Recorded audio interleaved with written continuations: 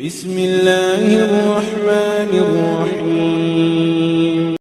ساری چیزیں ایسی ہوتی تھی کہ جو ہم سب سمجھتے تھے کہ یہ جائز بھی ہے، اس کے لیے کوئی حرج بھی نہیں ہے، لیکن اس والد صاحب اپنے طور پہ اس سے احتیاط کرتے تھے، تو ہمیں بھی احتیاط کرنی چاہیے.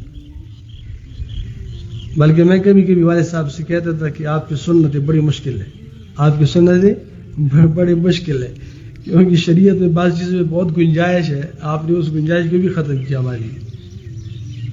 والد صاحب جس ابھی جو ادارہ ہے، جس جامعہ زکریا 2000 میں اس کی سنگ کی بنیاد ہوئی، 2000 میں 25 سال ہو گئے. 25 سال میں اپنے ادارے میں والد صاحب نے مفت چائے نہیں پی کہ اپنے ادارے سے کوئی چائے پی، اور ہر ایک کپ کا حساب کیا ہے. طلباء کرام کو، اکثر طلباء کرام کو معلوم ہے بات، جو انہوں نے کھایا ہے اس کی لکھا گیا کہ کھانا کھایا. آخر میں تو گھر سے لے آتے تھے کھانا، لیکن پہلے جب یہاں تھوڑا بہت کھاتے تھے اور یا خشک روٹی یہاں سے لے آتے تھے تو وہ لکھتے تھے یہ میں نے کھایا. ابھی سب علماء جتنے بھی دارالفتہ میں جائے سب کہتے جائز، لیکن میں نے کہا کہ جائز الگ ہے، اس کی تقوی الگ ہے، اس کی احتیاط الگ ہے. تو انہوں نے اس جامعہ میں کسی قسم کے اس طرح کی انہوں نے وہ حاصل نہیں کی، تنخواہ وغیرہ تو بہت دور کی بات ہے.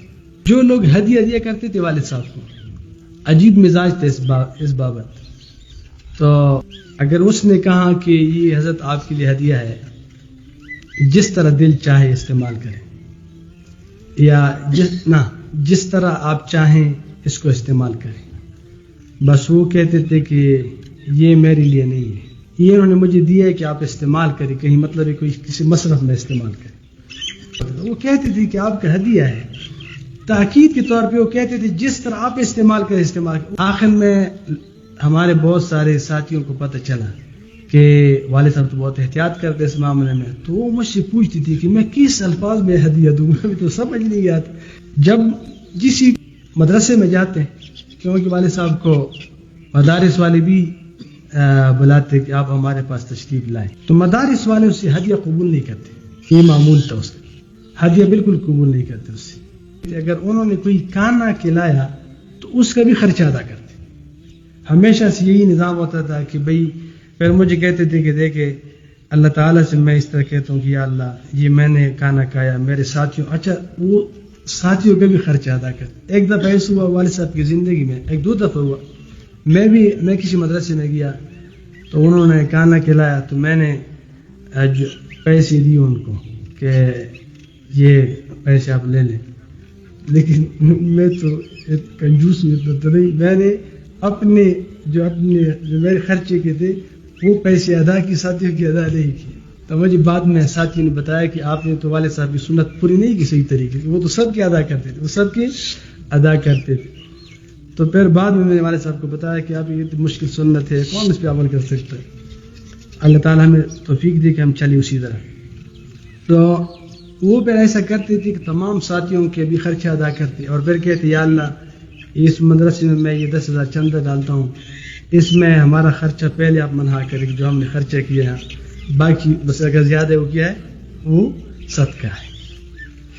تو ایک دفعہ ایسا ہوا کہ شاہ صاحب ساتھ تھے، میں اور شاہ صاحب والد صاحب. وہ بڑے اچھے لوگ تھے، بڑے پاک لوگ تھے، مجھے اندازہ تھا والد صاحب کے مزاج کو بھی سمجھتے تھے. وہ پیسے دے رہے تھے تو والد صاحب نہیں دے رہے تھے، وہ بیچارے بہت زیادہ پریشان ہو گئے. تو شاہ صاحب نے کہا لے لے ان سے پیسے، ان سے لے لے بیچارے. خیر والد صاحب نے نہیں لے تو دروازہ بند کیا، ہم چلنے لگے، سفر شروع کیا. تو ہم تو بڑے گپ شپ کرتے تھے، ہم بڑے، سب کو پتہ ہے، ہم تو والد صاحب تو آپ سے بھی کتنی گپ شپ کرتے تھے، سب کے ساتھ اسی سے گپ شپ کرتے. تو شاہ صاحب نے کہا کہ حضرت آپ کیوں نہیں لیتے پیسے، یہ لینا، یہ بیچارے وہ ناراض ہو گئے ہیں اور اس کو تکلیف ہوئی کہ آپ نے پیسے نہیں لیے. انہوں نے کہا شاہ صاحب بس میں نہیں لیتا، میرا بڑا برا مزاج ہے، جموٹس قوم مزاج ہے، میں نہیں لیتا اس کو، میں نہیں لیتا. مجھے تو ڈر لگتا ہے کہ ایسا نہ ہو کہ انہوں نے طلباء سے. تو شاہ صاحب تو گپ شپ کر رہے تھے. شاہ صاحب نے کہا کہ حضرت شک سے وضو نہیں ٹوٹتا. چپ شک بنے حضرت کو شک اور دس نہ بتی گی. تو انہوں نے کہا شک سے وضو نہیں ٹوٹتا, تو کیوں شک کرتے ہیں اس پہ؟ تو انہوں نے کہا کہ جب بو آ جائے تو پھر کیسے ہے. تو انہوں نے کہا کہ شاہ صاحب نے کہا ہمیں تو بو نہیں آئی اس سے. انہوں نے کہا آپ کو نہیں آئی, مجھے آئی. تو میں نہیں لیتا. تو بہرحال اسی طرح کی باتیں چلتی رہتی تھی. بے انتہا درجے کے اس معاملات میں وہ احتیاط کرتے تھے. اگر کوئی اس کی خدمت کرنے والے ہوتے اور وہ مستحق زکوٰۃ بھی ہوتے, تو اگر اس کو دل چاہ کہ میں زکوٰۃ کے رقم سے اس کا کوئی تعاون کروں, اس کو ضرورت ہے, تو ضرور مجھے کہتے کہ میرے ذاتی پیسے اسے اتنے پیسے اور ملائیں ان کے ساتھ. کیونکہ ایسا نہ ہو کہ جو زکوٰۃ کی رقم ہے میں اپنی خدمت کے طور پہ میں اس کو استعمال کروں, کیونکہ اس کا تو میرے اوپر ویسے بھی حق ہے, زکوٰۃ تو میں ویسے دے رہا ہوں. تو ایسا نہ ہو کہ جو میں خدمت لے رہا ہوں وہ زکوٰۃ اس میں کے بدلے میں نہ چلا جائے. تو ضرور اپنے پیسے ساتھ ملاتے, اپنے ذاتی رقم, کیونکہ اس کا میرے اوپر بھی حق ہے. تو ایسا نہ ہو کہ جو زکوٰۃ ہے جو ویسے بھی حق ہے کہ دیا جائے تو وہ خالص زکوٰتی رہے, اس میں سے کچھ اور نہ ہے. تو اپنے ذاتی پیسے اس میں شامل کر کے اس کو دیا کرتے. حالانکہ اس پہ تو کوئی واجب نہیں ہے, کوئی فرض نہیں ہے کہ ان کو زکوٰۃ بھی دے دے, وہ بھی فرض نہیں ہے. اور اگر خدمت کرتے وہ بھی اس پہ واجب نہیں ہے.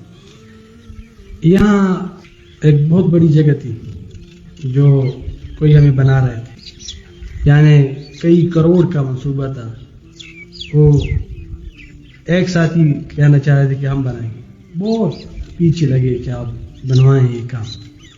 والد صاحب تیار نہیں ہو رہے, بس تھوڑا سا اس کو شک تھا, اس میں پیسوں میں اس میں تھوڑا سا اس کو شک تھا, تو بالکل قبول نہیں کی اور اس کو معذرت لکھی کہ آپ میں یہ نہیں لیتا.